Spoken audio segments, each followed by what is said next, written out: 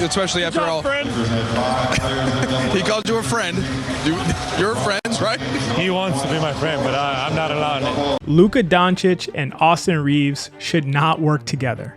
They're both heliocentric creators, players whose value is at its highest when the ball is in their hands, when the offense is built around them.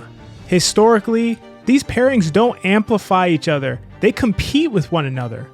Take LeBron and Wade. Wade famously needed to take a back seat for the Heat to reach their ceiling and win back-to-back titles.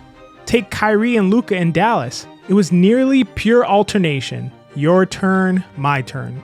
And yet under JJ Redick, both Luka and Reaves are having career years at the same time while playing massive minutes together. And the Lakers are thriving, not just coexisting, not one taking a back seat, not alternating, actually making each other better.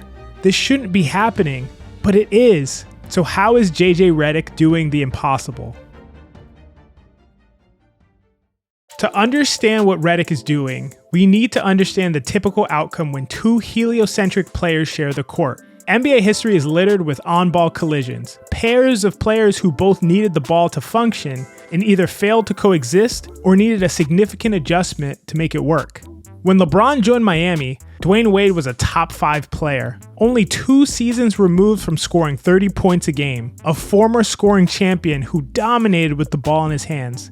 What happened? When they finally won in 2012, his points per game had dropped by 5 points pre-LeBron, and he was a far cry from the 30-point per game scorer that he was just a year prior. He became what Miami needed him to be, a secondary creator and co-star who took a back seat to the ball-dominant James. Wade became elite in a different role, but it required sacrifice. The team was still championship caliber because both players were transcendent, but Wade's individual peak was behind him despite being still in the prime of his career. I grew up a role player. I had to go right back to that. And so the sacrifice was made individually. Bron is an amazing player, but you got to learn, you got to work around him. This is the historical pattern.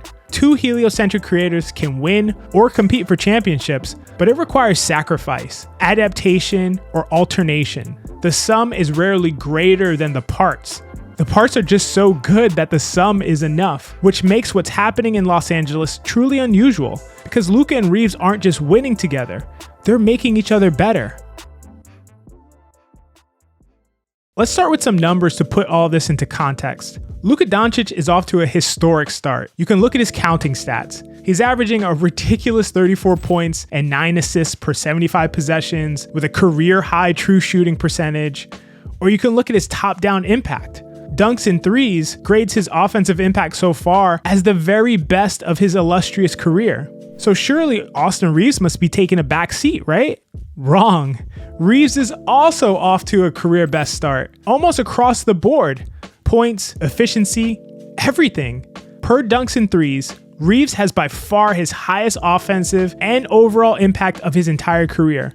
His 97th percentile offensive EPM puts him in the company of players like Steph Curry, Jalen Brunson, and Tyrese Maxey. Incredible for a second option. So Redick must be staggering them heavily, right? Letting each of them cook with the second unit. Wrong again. When Luka and Reaves share the floor, the Lakers' offense is at its absolute best. They score more effectively, they turn it over less. Both players have higher on-court offensive ratings together than when either plays without the other. And the Lakers are dominating these minutes. This is the inverse of the typical pattern we see. Instead of diminishing returns, we're seeing amplification, which raises the central question: how exactly is JJ doing this? Redick's insight is subtle but profound. Most coaches start with their stars and then build around them. This is Luka's offense. How do all the others fit around him? Instead, Redick starts with principles. He says, this is how we want to play. Now, how do our stars execute it? That difference changes everything. It doesn't ask who gets the ball. It asks, how do we create the best shot? And critically, it incentivizes interactivity. The result? Possessions where Luka Dončić, one of the best on-ball creators alive, is setting a screen and popping for a three off an Austin Reaves drive. That's not role sacrifice. That's both players making each other more dangerous. Redick has created a system that sees both players as primary options and asks the surrounding pieces to support them with screens and movement to create as much space as possible. Is it any surprise that Dončić and Reaves are both shooting career highs at the rim? The system has elevated both simultaneously. Let's break down the specific ways that Redick maximizes Reaves without cutting into Luka's dominance. Look how far away from the action Giannis is. Luka's mere existence takes one of the best defenders in the world out of the play and allows Austin Reaves to play 4v4. We often speak about the strong and weak side, but in a strange way, Luka's gravitational pull is so powerful that the defense is almost always tilted towards him, even when he doesn't have the ball.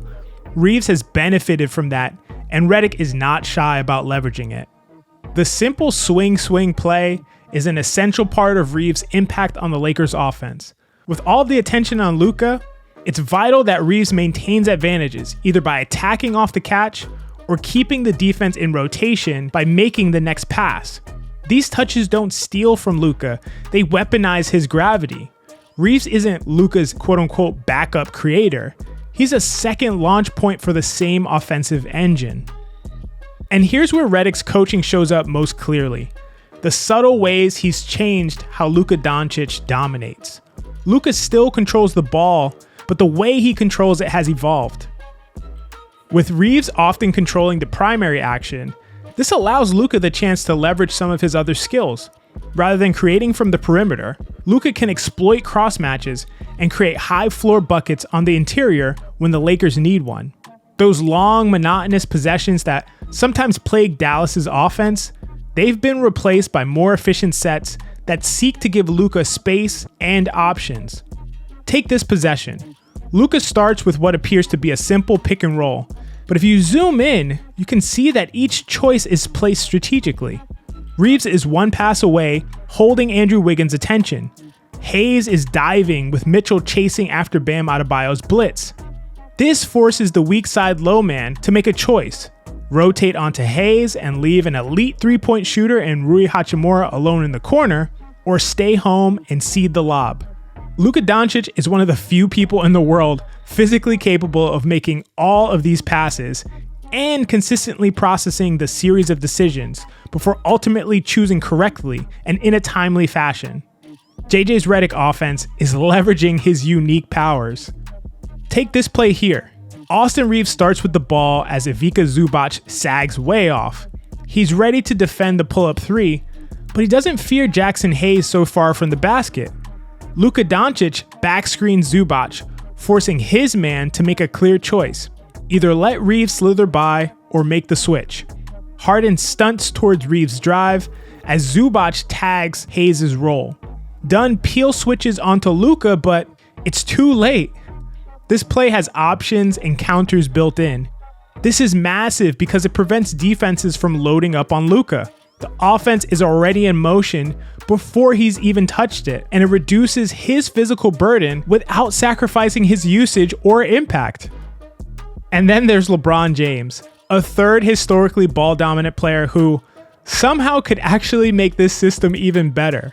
Even as he approaches 41, LeBron may just be the Lakers' most versatile defender and connective passer.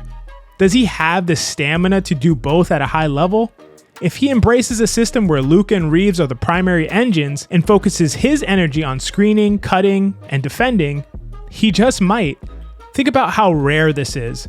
A system where Luka gets to be Luka, Reaves gets as many on-ball reps as any second option in the league, and LeBron, approaching 41, isn't diminished, he's empowered.